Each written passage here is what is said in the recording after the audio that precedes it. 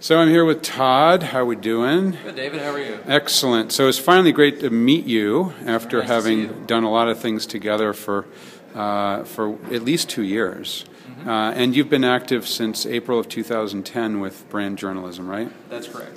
So tell me a little bit about how things are organized. Who do you bring in to your staff to do brand journalism? What's the sort of profile of people to create content for Boeing? Well, we were lucky enough, David, to have a stable of former journalists already in our organization. And so as we got started, we rely on them. That team has been augmented by some folks from marketing and other communications people who help out. But the core of the team are really folks with a background in journalism. So that means print journalism and broadcast journalism, photojournalism too? Or? That's correct, across the spectrum. Our content, we look at our content across the print, video, photos, and so we have people with all of those disciplines who help us out. Cool. And who reports to who? How does it work? Is there one particular brand journalism staff, or do you have people who are focused on different places? How does that work? There are people around the company who coordinate through our editorial board. That team meets at least weekly, and we have email conversations also, so we're constantly coordinating. It's a matrixed organization. There are some companies and organizations that have it much more hardwired, but this works for us because ultimately our content comes from across the company, and right. Our content creators need to be as close as possible to that, the origin of that content. Got it. Now, one of the things that there's a little bit of controversy here and there about is the use of bylines. Mm-hmm. And I think it's great. And you, I know, for the most part, are using bylines. You're putting the name of the person who wrote a story on the story. Tell me a little bit about what your experience now over a couple of years of bylines is. Is it something obviously you're continuing to do it.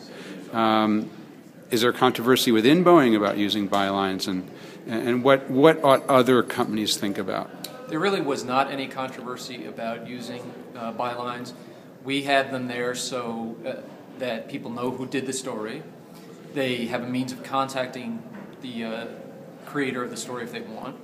And it provides the same sort of accountability mentality that bylines provide in the regular journalism world. I think it's a great idea. I mean, I know there are some brands that want to be completely brand agnostic, so that you don't really know what's behind who's behind it. I don't subscribe to that theory, and since most of our creators had been journalists, it was something that was totally natural to them.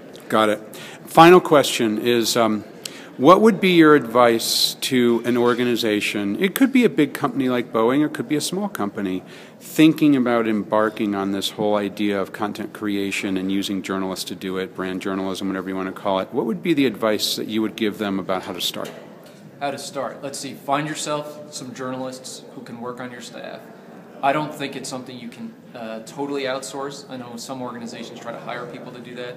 I think that is going to be counterproductive because ultimately successful brand journalism, at least to us, requires a level of access to our people that only comes from having the journalists who are on staff, talking to our subject matter experts all the time, relating to them, building a relationship so that you get the very best kind of story.